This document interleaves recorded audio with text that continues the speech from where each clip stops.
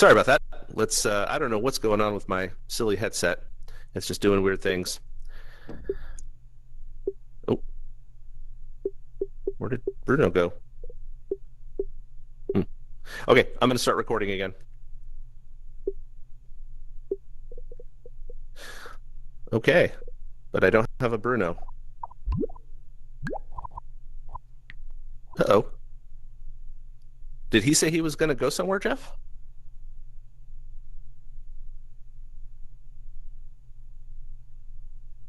I can't hear you.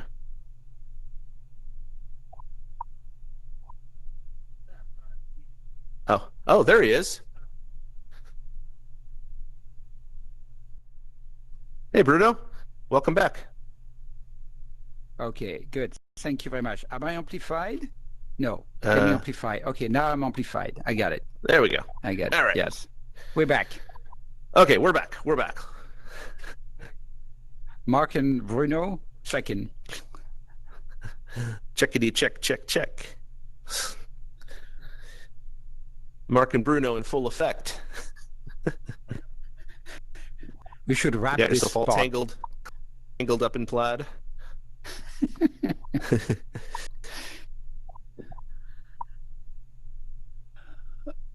Good. Let Okay. me start recording again.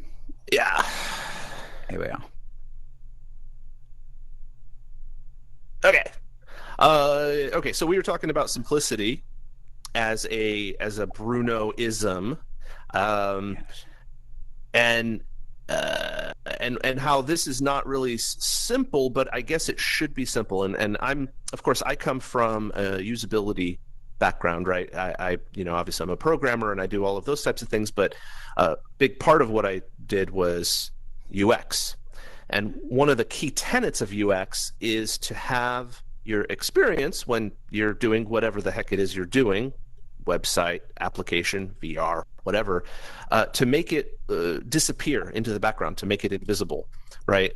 And I'm kind of curious if that's what's compelling in some ways to you, because if we're sitting here and we're chatting and we're talking and we're just doing things, there's a point at which I think it starts to no longer be that you're in VR. You're just you're here, and I'm here, right? And there's, for whatever reason, there's a white tiger with purple stripes behind you, but that's okay. That's just our reality. That's what we live in. Whoa! Oh my God! It's a tiger. And so, yeah, it's weird because, of course, this is complicated, right? This is 3D objects. This is rendering. We're wearing headsets. We had to set them up. We had to go through all of these steps to get here, Right. with the ultimate goal of forgetting that we're in here. Yes. So anyway, yeah. That's well, it is. It's like in every new technology is going to be hard. Actually, frankly, right now it's harder to have a meeting in virtual reality than on Zoom. This morning we had the executive weekly call. Yes. Right? We met in spatial. So we were Okay, in four VR, around the table, and Okay. we shared documents. And it would have been easier to do it in Zoom, right? Okay. Because in Zoom you can share document more easily and so on. Here you have to move your headset on your forehead a little bit. You have to share your screen. It's clunky. So Interesting. arguably, it is harder. It requires an effort. It requires an investment to try to build the new ways of sharing information in virtual reality. However, if you believe, like I don't know, like Elon Musk, first principle, Yeah. that there's no doubt that in 20 years every meeting will be in VR. Every yeah. meeting. Sooner, Maybe in 10 sooner years. than that. Maybe in Yeah. 5 years, many of them. Right? Maybe. If that's Maybe, yeah. certain, you want to be ahead of the curve. You want to Correct. be a pioneer in this. Not only because it's more fun, but it gives your organization an advantage. Right. And you Competitive already live in advantage. the future a little bit. Right. Now, do you think But it's not simple. It's not easy. do you think the limits and the difficulties and the challenges that you're running into, is that a matter of culture and habit, or is it a limitation of the program, or is it a limitation of VR? And I know that last question is not fair because we don't know what VR can do yet, but because different people are better at VR, more comfortable with VR than others, right? You and I are in here a lot, right? Sridhar is in here a lot. He knows how to share documents, throw YouTube videos together, put things on, but maybe other people don't have that that comfort. But then again, neither did we with Zoom before Zoom came around, right? So it was a learned habit. It was a skill, right? You think, is it a matter of getting there? Like, do some of your executives have not a lot of trouble getting things together? Or is it just everybody kind of struggles a little bit and you get things done eventually, but it's just fun to be in VR, so you just make it and you tell them that they have to? I'm quite certain that if I didn't push everybody to be in VR, they wouldn't be. So interesting. Okay. So if I were to say, what do you think? Should we go in VR or Zoom? Everybody would go on Zoom. Interesting. Okay. I'm quite certain because, well, for a few reasons. Number one, it's not that easy to share document, right? Number two, you cannot multitask. And we talked about it before. I'm a pathological multitasker. I tell people never do two things at the same time, minimum three. So I'm all about multitasking. In VR, you cannot multitask. Well, a little bit. No. Actually, sometime I managed to, today actually, I managed to have lunch while in VR. Oh, that's impressive. It was not easy. I had to essentially put the headset on my forehead, which means that my avatar was looking in the sky all the time, probably. And I had lunch during a VR meeting. From time to time, I would bring down the headset and see what's going on and put it back on. So make sure people weren't writing on your face. That's right. They would love to do that. But so it's not easy. It's not natural.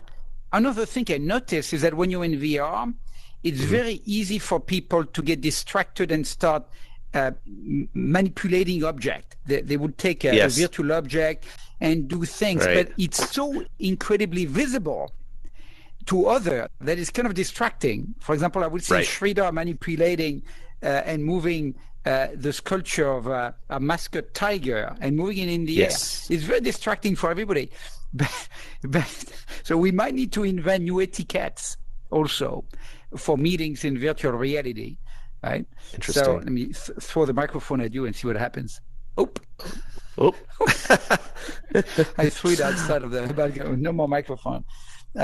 So, I mean, there we go. I just threw it onto time. No, so that's really interesting. So that's a cultural thing, right? That's because of course, if we were in real life, right? If we were in a room together and we were at a meeting together, I could go and poke the house plant, right? I could take my fidget spinner and start spinning my fidget spinner. I could, start doing whatever I could eat.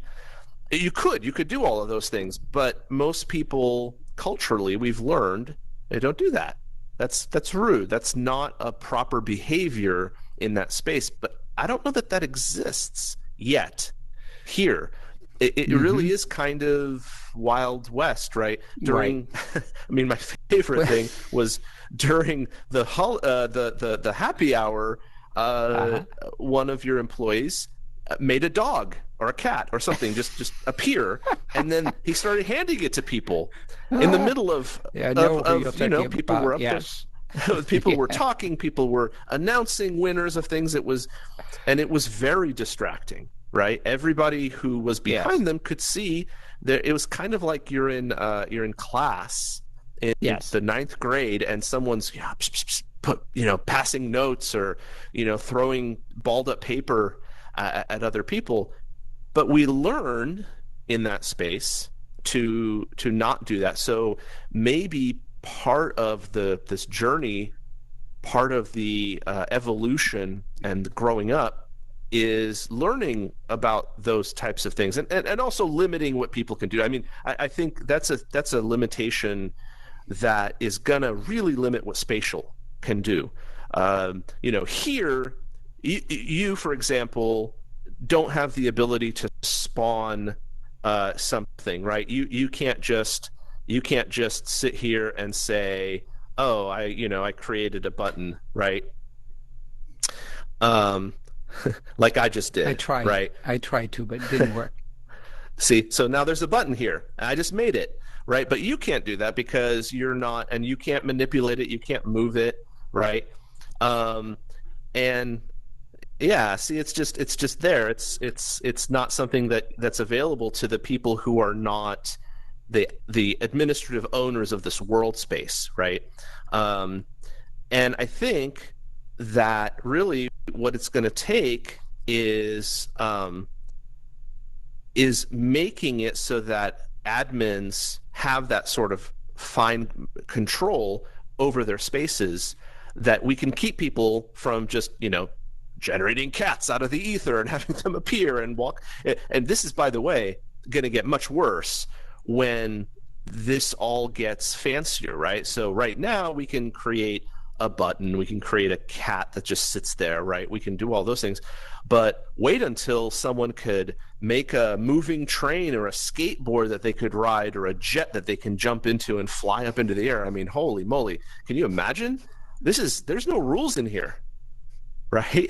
I could make a trampoline, and I could jump up and down on the trampoline while you're talking about how much we made last quarter, right? And some of that is going to have to be controlled and throttled down by culture, by teaching people what's appropriate, without, you don't want to kill the vibe, obviously. But even in Zoom, right? Like, people really shouldn't be in Zoom not paying attention or playing a video game or whatever. They can eat, but that's fine.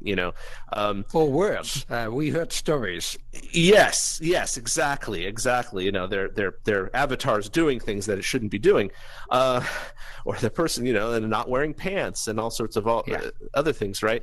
So, but mostly in Zoom, I think people feel somewhat free to not give 100% of their attention to Zoom because it's so limiting. Like you said, the person is far away. They're over here. They're a photograph. They're a picture on your screen.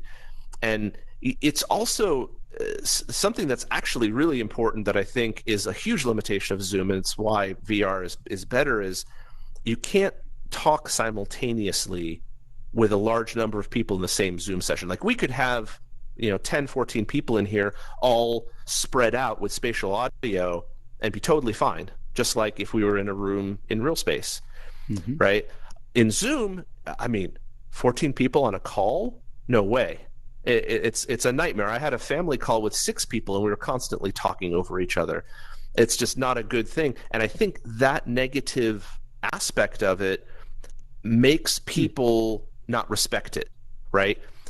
When you're on Zoom, it's not valuable to them anymore, like a meeting in person would be necessarily, and they feel they can get away with it. They pull up their video game, or they pull up their, maybe they need to check their email, or they do other things, and then suddenly, and I know you like to multitask, but in my opinion, if you're doing 3 things, the output of those 3 things needs to be more than doing those things separately across the same period of time, right? Yeah. If you're not getting anything done in all 3 things, you may as well not be doing anything, right? But I do like, and just to kind of clarify for our viewers, when you say doing 3 things, it's have a meeting, walk your dog, wash your dishes, things that maybe don't necessarily all require the same level of focus, right? Because I can be walking my dog or getting some exercise, going for a run, doing something outside, and still have a very useful meeting with you. And I did 2 things at once. Maybe I need to juggle. I don't know. I need to add a third thing. Walking my dog, getting exercise, and a meeting. There we go. I'm doing 3 things at once. But if you're trying to, program a computer program in C# and have a meeting with your staff and do your taxes at the same time, I mean, that's not a great idea, right? Maybe it's just me. I don't know. Maybe if you're a genius, you could do that. I can hardly do one of those things at once, but so, but it's interesting to hear you say that you feel like people in your company would not choose to be in VR Right. if they had the choice. So my question to you then is, at what point do you cut the cord? Do you stop driving people that way? I mean, I think what you're doing in a lot of ways is you're making an investment into the culture and technology that you feel will be the future of remote working, which is a core tenet of what your company does. But at some point down the road, there may be a time when you might say, look, this is great and there's value to it, and maybe it's the future, but today we are losing so much productivity. We're annoying our users and our employees and the people that we work with daily. We can't collaborate with people outside of our company easily, and it's just not worth it. We're gonna step back. Like, at what point do you, as a business person, who's been doing this for a really stupidly long time, when do you just say, nope, I'm out?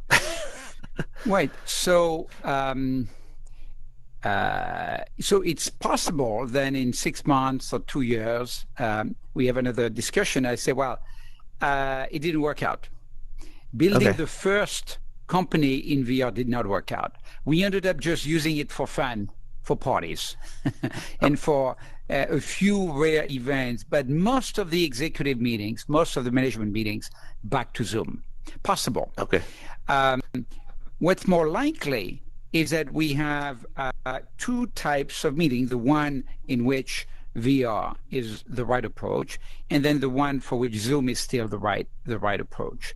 And we saw that in which circumstances it makes sense to invest into immersing ourselves in a virtual reality environment, and in which cases the flat 2D experience of Zoom is sufficient. I think we'll have to see. I mean, the team is obviously very patient with me in this business experiment, and very, very nice, and say, okay, we're going to do it. And I think they understand both the fun of it, they understand also the business experiment that we're running, and they follow me, which I appreciate. But we're not sure. We're not sure if the experiment is going to work, or it's going to work a little bit, or it's going to be a complete flop, and we'll say, well, it's too difficult. It was fun the first months, and then we give up. Right. So we'll have to see. We'll have to see what happens. Yeah, I mean, I guess there definitely could be. I know one of the things, and maybe we can chat a little bit about it, is you guys are looking into 3D visualizations in VR of oncology data, which I could potentially see that being something that being in VR would help out a lot, because literally you're consuming that data is going to be in something that looks like this, that you're going to be able to manipulate it and dive in and zoom in and do all the things, spin it, get a multitude of views on it. That would be really hard, I think, to do in Zoom or even on a 2D space in a laptop, which is the point, which is why you're doing it, because you are getting that extra dimension, the ability to manipulate data and zoom in from a different point of view. But then if what you're looking at is, maybe how sales figures looked last quarter, right? And you're going through that with your team. Well, that doesn't really need this, right? And maybe it's a little bit of a sledgehammer to kill an ant type of thing, where like you'd have to make yourself a video screen and then project your sales figures onto that, and then people have to maybe like move their their views to be able to see it, right? Or you'd have to create a giant screen. Like I could see a little bit of value to focus and choose the path that leads to the most efficiency and things coming out. I mean, I will say, you guys are. I applaud that you're taking a big risk potentially in putting all of this effort, putting the costs in, kind of absorbing the lowered productivity that going into VR leads to, right? I mean, we've talked about that. It's just a reality. Whenever you're transitioning to a new technology, there's going to be difficulties and challenges and a slowdown, right? And you're willing to do that without necessarily a guaranteed outcome that's positive, right? Mm-hmm. No one really Mm-hmm. has done this, and so it's actually pretty cool. Of course, now you guys have been remote already, so it's less of a gamble than maybe another company that just said, well, we're selling all of our offices and we're putting everything into VR, right? Like you already didn't necessarily have offices, so that is a little bit easier. But yeah, I'm really curious on how, of course I'm hoping you guys succeed because I love VR and I think VR will be the future. It's just a matter of whether you've hit the curve at the right point. A lot of this reminds me a little bit of like Facebook, the idea of Facebook, the social media monstrosity, mm-hmm. right? Like people who came in at the time of Friendster, remember Friendster? I do. Right? People who came in and said, Friendster is what we're going to base our business model on. We're going to put all of our, well, they're not around anymore. Neither is Friendster. And even MySpace, people that was a big deal for people. Everyone had their top 8 or whatever, like people spent an enormous amount of time making those pages and engaging with people. And again, it was the right thing at the wrong time. And it took, for whatever reason, Facebook to come along and just stomp everything else out of the way. And now, of course, they're this monstrosity. And then, of course, that bred Instagram and all of the other social media platforms that we're on. And so the question is this Friendster, mm-hmm. or is it Facebook? or right. Google Plus. Or Google Plus, yes. Hangouts. I don't think so, but Google Plus. No, I don't think so either. Well, and especially because, and I mean, when we're talking about them, but, we are both on Oculus headsets, which are owned by Facebook. We're not in their environment because it's not really open yet for everyone, but we will definitely have a VRODCast or 2 in there once it's out of beta, so that we can check that out and play with it. And that space is very interesting, by the way, for me. You don't know much about it, I think. I don't know that is that true? Have you kind of read a little bit about Horizons at all, or? No, but just one thing about Facebook. So we're in Facebook world. So if we say Facebook sucks, Mark Zuckerberg is a schmuck, are we going to be censored or something, you think?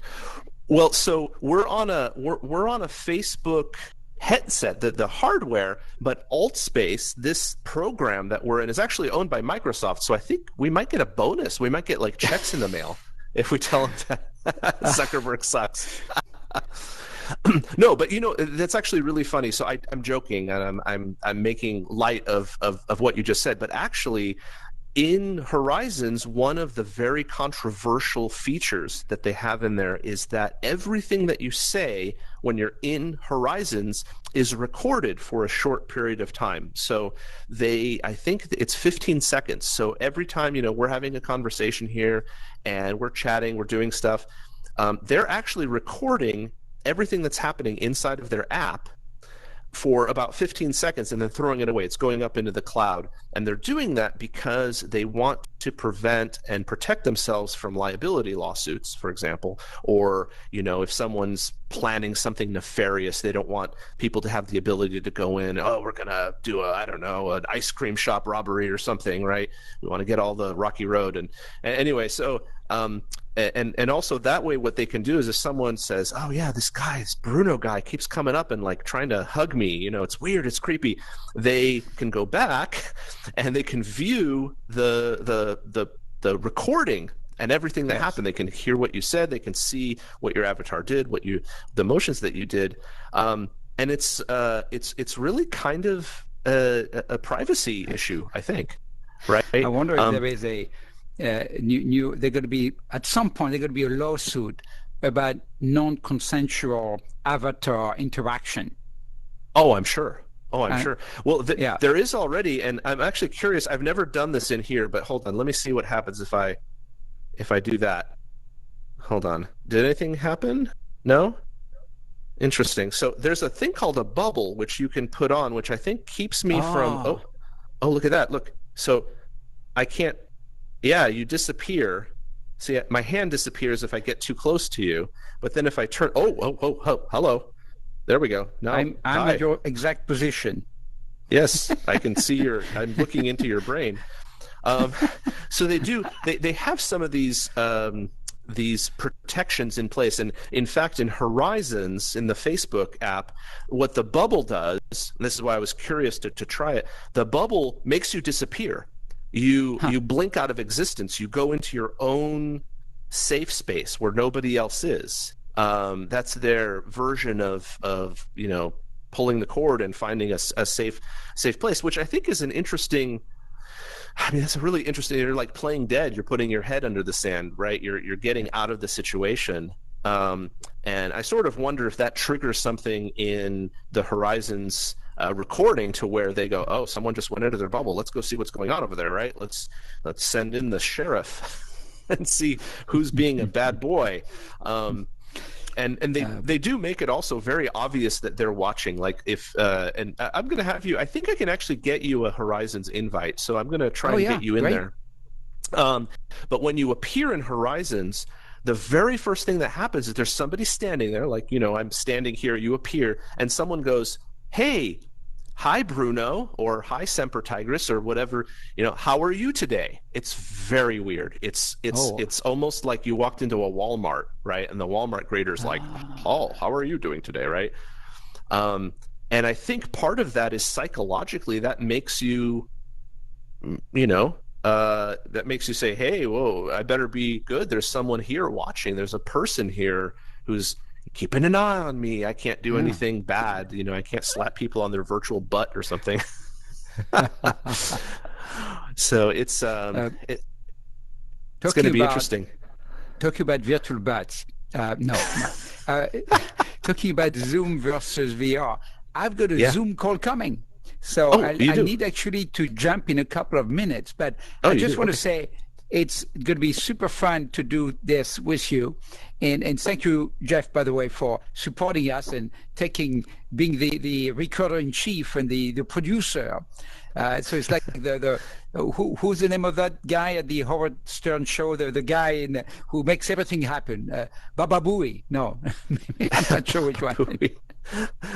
Well, we'll see about how much of Jeff's time we can get for all this. He was kind of helping us out, just kind of out of the gates. So yeah, big props and much love to DJ Jeff B, the man, the legend. He rocks. So cool. Let's call this show 0 done.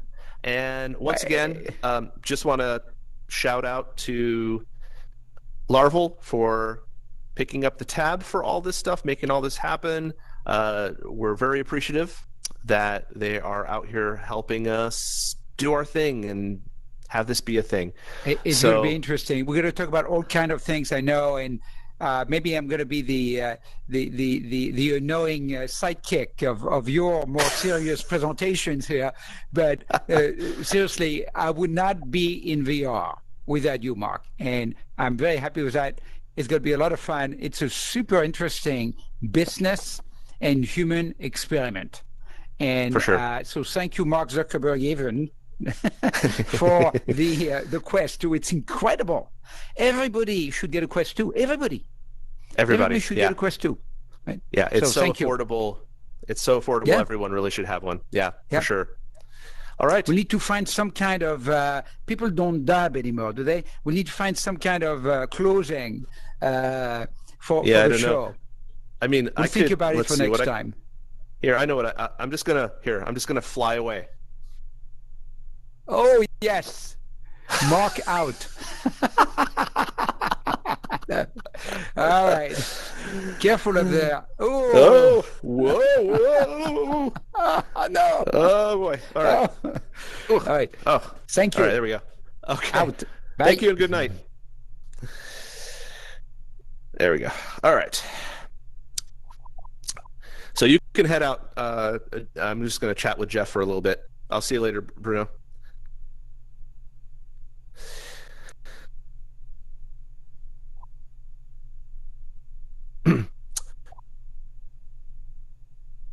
Let me know when you have audio.